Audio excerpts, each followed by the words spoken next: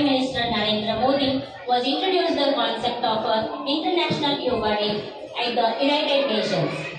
So, in the year of 2015, first time we have introduced International Yoga Day, observing or celebrating globally.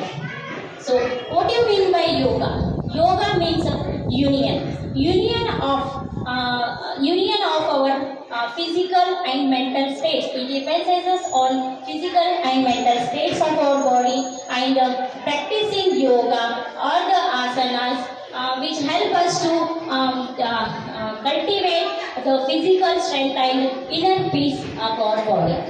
So we have to incorporate yoga in our daily life, which boosts the immunity power, and it will help us to better sleep, and we will be staying healthy and happier life. Thank you, one and all.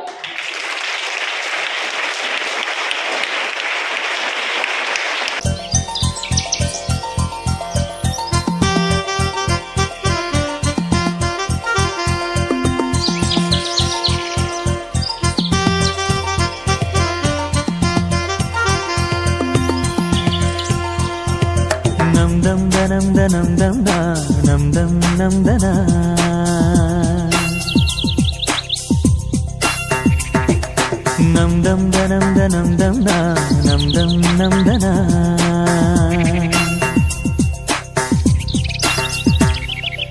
ಓ ಸೂರ್ಯ ನಿನಗೆ ನಮನ ಬಾರಯ್ಯ ಧರೆಗೆ ಅರುಣ ಓ ಸೂರ್ಯ ನಿನಗೆ ನಮನ ಬಾರಯ್ಯ ಧರೆಗೆ ಅರುಣ ಸರಿಸಯ್ಯ ಇರುಳ ತೆರೆಯ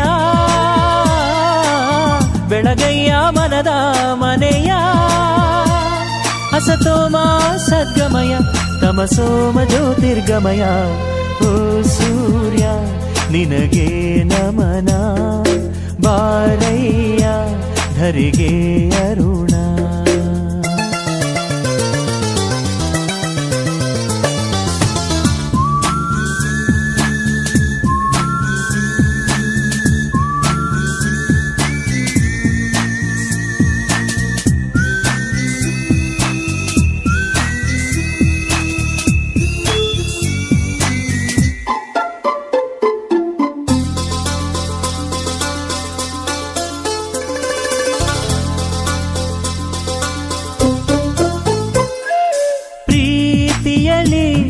ಪ್ರತಿ ನಿಮಿಷ ಪ್ರತೀಕ್ಷೆಯ ಮಾಡುವುದು